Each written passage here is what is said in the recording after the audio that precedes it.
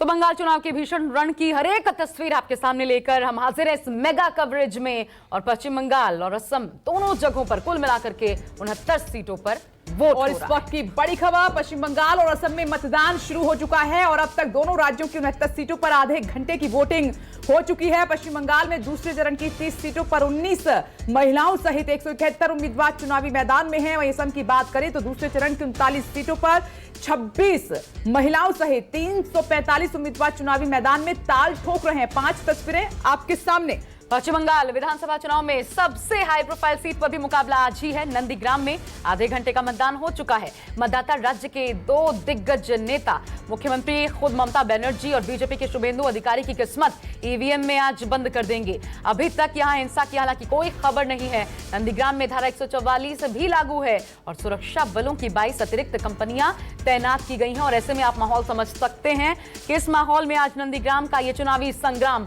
चल रहा है। आधे घंटे का वक्त बीत चुका है। 7 बजे सुबह से लेकर के शाम 6:30 बजे तक का वोटिंग टाइम, जिसमें आज मतदान होगा। और आइए मनोज पांडे की रिपोर्ट सबसे पहले आपको दिखाते हैं, फिर बांकुड़ा का हाल आपको बताएंगे।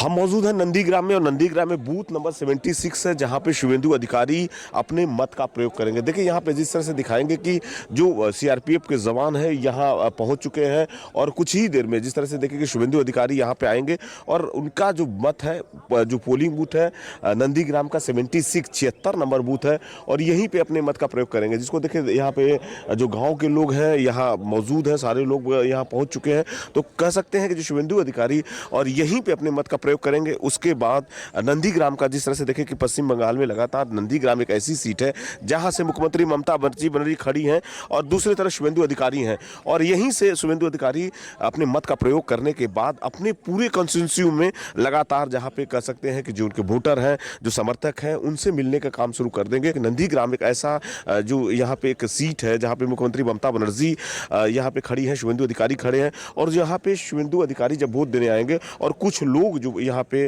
वोट देने के लिए सुबह से ही खड़े हैं। देखिए जिस तरह से वोटरों की यहाँ पे लाइन लगी हुई है और हर कोई एक मास्क लगा के यहाँ पे जो दूरी डिस्टेंस मेंटेन कर रहे हैं। जिस तरह से नंदीग्राम यहाँ पे अपने एक तरह से हॉट सीट बना हुआ है और कह सकते हैं मुख्यमंत्री ममता बनाम शुभेंदु अधिकारी की यहीं से होगा और शुभेंदु अधिकारी यहीं से अपने मत का प्रयोग करेंगे। कैमरामैन विप्लव मंडल के साथ मनोज पांडे, न्यूज़ 24 नंदीग्राम।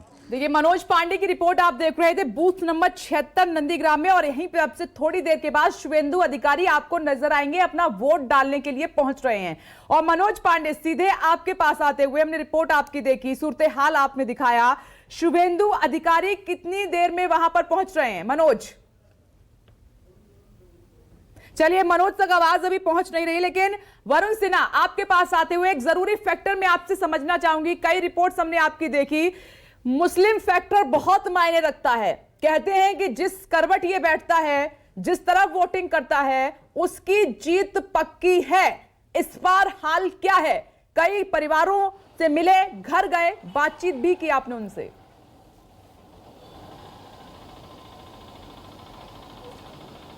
देखिए, अगर वोट पोलराइजेशन होता है और ध्रुवीकरण के बाद स्थिति क्या बनती है, ऐसे में दोनों राजनीतिक दल उस हिसाब से, उस समीकरण के हिसाब से सोचते हुए नजर आते हैं।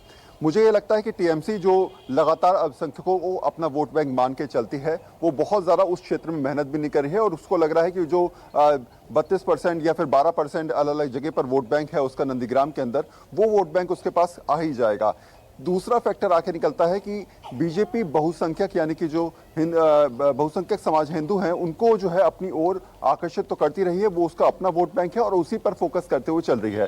एक इम्पॉर्टेंट बात यहाँ पर निकल के ये आती है कि क्या ये तमाम लोग सीट का रुख बदल सकते हैं? क्या ये बहुसंख्यक पर हावी हो सकते हैं या फिर आप मान सकते हैं कि इतनी ज़्यादा वोटिंग इनकी तरफ से हो कि सीटें जो है वो ये जिता पाएं? ये एक अपने आप में सवाल निकलता है। तो अलग अलग जगह अलग अलग वोटिंग परसेंटेज के हिसाब से ये सीट पर अपना दाव रखते हैं, लेकिन हाँ, ये कहना कि एक पूरा निर्णायक मोड़ इनकी तरफ से हो जाएगा, ये अभी कहना जल्दबाजी होगा। जी है, राजीव रंजन भी बने हुए हैं, एक बार फिर उनका रुख कर लेते हैं और उसके बाद आपको दिखाएंगे कि बांकुड़ा में सियासी समीकरण किस प्रकार के बन रहे हैं।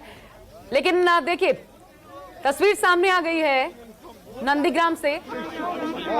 नंदीग्राम और वोटिंग का सिलसिला नंदीग्राम में लगातार जारी है। तस्वीरें आपके सामने हैं और देखिए बड़े जो नेता हैं उनके पहुंचने का भी सिलसिला शुरू। शुभेंदु अधिकारी, देखिए शुभेंदु अधिकारी वोट डालने के लिए वहां पर पहुंचे हैं नंदीग्राम के बूथ नंबर 76 पर। यही है उनका बूथ, यहां पर वोट डालने के लिए पहुंचे हैं। हालांकि 7 बजे का समय निर्धारित हुआ था, 7:38 हो गए हैं। और शुभेंदु अधिकारी जो कभी ममता के बहुत करीबी हुआ करते थे और अब क्योंकि वो बीजेपी से ताल ठोक रहे हैं और उन्होंने कहा था कि मैं दीदी को 50,000 वोट से हराऊंगा और नहीं हरा पाया तो राजनीति से संन्यास ले लूंगा, और इसीलिए उनकी अग्नि परीक्षा भी है। और बड़ा इंटरेस्टिंग ये भी है विपनेश के शुभेंदु अधिकारी खुद को भूमिपुत्र कहते हैं राइट यहाँ पर, और ममता बनर्जी को बाहरी बताते हैं।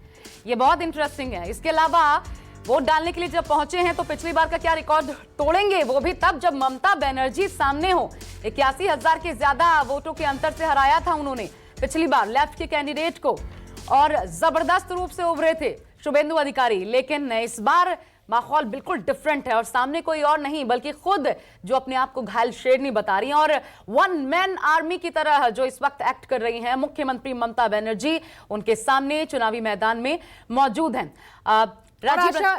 ये क्लियर भी हो जाएगा इस बार कि क्या शुभेंदु अधिकारी मजबूत दीदी की वजह से थे या खुद के दम पर थे, ये भी तस्वीर एकदम क्लियर हो जाएगी। पहुंच चुके हैं शुभेंदु अधिकारी इस वक्त। आपको बता दें 2016 में नंदीग्राम में दरअसल टीएमसी ने क्लीन स्वीप किया था, लेकिन ये हालात तब थे क्योंकि अधिकारी परिवार का पूर्वी मेदिनीपुर के अंदर जो ये नंदीग्राम पड़ता है गढ़ माना जाता है, और ये हालात तब थे जब शुभेंदु अधिकारी साथ थे, जो काडर है टीएमसी का वो भी साथ थे, तब क्लीन स्वीप हुआ था। लेकिन 2019 में तस्वीर बदलती नजर आई थी। 10,000 जो वोट बीजेपी को मिले थे 2016 में, 2019 लोकसभा चुनाव की बात करें तो 60,000 बिना शुभेंदु अधिकारी के ये बढ़त बीजेपी ने हासिल की थी, ये सच्चाई है। तो इस बार बीजेपी की वजह से या शुभेंदु अधिकारी का जलवा होगा, क्या होगा ये तो 2 मई को पता चलेगा जब नतीजे आएंगे। लेकिन वरुण सिन्हा हमारे साथ लगातार बने हुए हमारे सहयोगी। वरुण, अब सीधा एक बार फिर मैं आप ही के पास आ रही हूं, और मतुआ समुदाय का वोट इस चरण में बहुत ज्यादा महत्वपूर्ण है। अभी दीदी ने शिकायत भी की थी चुनाव आयोग से कि बांग्लादेश दौरे पर गए, वहां से मतुआ समुदाय को संबोधित किया, प्रधानमंत्री ने उल्लंघन किया। चलिए एक बार वरुण का रुख करने से पहले हमें बांकुड़ा का रुख करना पड़ेगा, और बांकुड़ा से हमारे सहयोगी मेरा ख्याल है अमरदेव पासवान इस वक्त हमारे साथ मौजूद हैं। अमरदेव पासवान, बांकुड़ा में शांतिका बनर्जी स्टार चेहरा, कितना असर, टीएमसी या बीजेपी, किसकी हवा चल रही है? पिछली बार तो बीजेपी गायब थी यहाँ।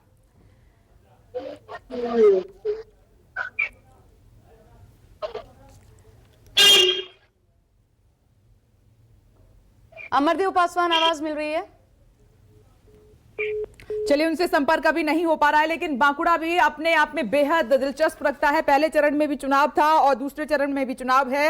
विधानसभा की 12 सीटें हैं लेकिन 8 पर मतदान हो रहा है। लेकिन इस बीच ये तस्वीर, ये खबर आपके सामने, शुभेंदु अधिकारी वोट डालने के लिए पहुंचे हैं। शुभेंदु अधिकारी वोट डालने के लिए पहुंच चुके हैं, लेकिन 24 परगना का हाल हम आपको समझा देते हैं। लेकिन इस बीच ये तस्वीरें आपके सामने, आप देख रहे हैं कि वोटर्स की संख्या भी लगातार बढ़ती जा रही है और एक एक करके हर समीकरण सबसे पहले आपके सामने रख रहे हैं। और दक्षिण 24 परगना की बात कर लेते हैं। दक्षिण 24 परगना में विधानसभा की 31 सीटें हैं और आज 4 सीटों पर चुनाव हो रहा है। गोसाबा, पाथर प्रतिमा, काकद्वीप और सागर। और अभिषेक बनर्जी का गढ़ डायमंड हार्बर सीट से सांसद हैं और इसीलिए गढ़ बन की इस बार चुनौती बहुत बड़ी है। चंद्रशेखर तिवारी हमारे साथ जुड़े हुए हैं वहां से। चंद्रशेखर, यहां का हाल बताइए। दक्षिण 24 परगना में हमने देखा खूब सियासी पार्टियों ने मेहनत की, चाहे बीजेपी या टीएमसी, किसके पक्ष में एक तो माहौल बनता दिखाई पड़ रहा है। 2016 से इस बार क्या डिफरेंट है?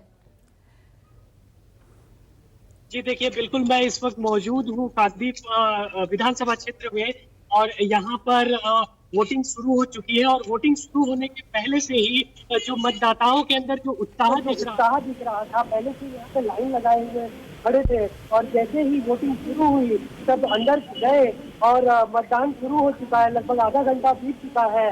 और मैं आपको बता दूं, अगर 2016 की बात करें तो ये काकद्वीप क्षेत्र है, 2016 में लगभग 79% वोटिंग हुई थी। और इस बार भी ये उम्मीद लगाई जाती है कि शायद हो सकता है कि जो वोटिंग है वो पिछले बार की जो प्रतिशत है उसका रिकॉर्ड तोड़ दे। और यहाँ पर भी मतदाता है वो धीरे धीरे अब आने लगे हैं, लाइन लगने लगी है। यहाँ पर अब कुछ पहले की जो लाइनें थी वो बाहर आ चुकी थी और अब धीरे धीरे लोग हैं और जुड़ते जा रहे हैं यहाँ पर। साथ ही देखिए यहाँ पर जो उम्मीदवार है चंद्रशेखर, अगर वोटर्स से बातचीत करते रहे आप तो उनके मन में क्या चल रहा है ये भी कुछ हद तक हम जान सकते हैं। जी जी बिल्कुल, अगर मैं वोटर्स यहाँ पर पहले से मौजूद है, देखिए आप लोग किसी तरह का यहाँ हो रहा है। देखिए यहाँ पर कुछ जो यहाँ पर मतदाता है वो यही कह रहे हैं कि फिलहाल अभी तक जो मतदान हो रहा है शांतिपूर्ण हो रहा है, किसी भी तरह का कोई भी हिंसा या नोक अभी तक सामने नहीं आई है। जी, मतदाता लेकिन चंद्रशेखर एक सवाल मेरा ये है कि 2016 में टीएमसी मजबूत थी, लेकिन 2019 में आपने देखा कि भगवा लहर ने यहां पर तस्वीर को बदल दिया। इसीलिए बड़ी चुनौती है यहां पर टीएमसी के लिए। अभिषेक बनर्जी का गढ़ बहुत आसान नहीं होगा बचाना इस बार। जी बिल्कुल, देखिए आप सही कह रही है कि हाँ यहाँ है वो कहीं ना कहीं लहराता जरूर दिख रहा है और यहाँ पर चुनौती भी है। टीएमसी और बीजेपी टक्कर है वो एक कांटे दिख रहा है। यहाँ पर जो टीएमसी के उम्मीदवार हैं वो पहले से सिटिंग एमएलए है, मिनिस्टर है और साथ ही उनका जो बीजेपी के उम्मीदवार है वो टक्कर दे रहे हैं।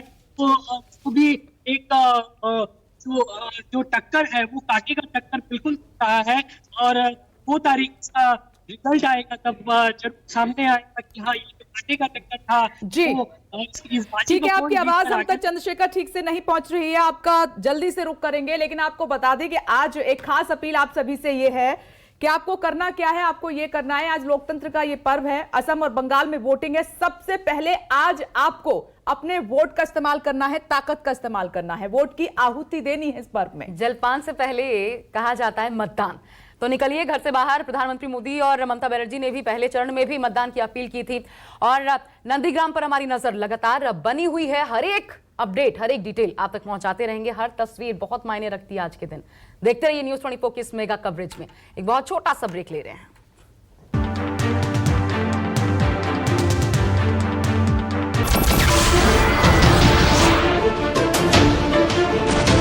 नमस्कार, मैं हूं मानक गुप्ता। अगर आपको हमारा ये वीडियो पसंद आया हो तो इसे लाइक और शेयर जरूर करें और हां, हमें सब्सक्राइब और फॉलो करना ना भूलें ताकि आप देश और दुनिया की कोई खबर मिस ना करें। तो जुड़े रहिए हमारे साथ और देखते रहिए न्यूज़ 24।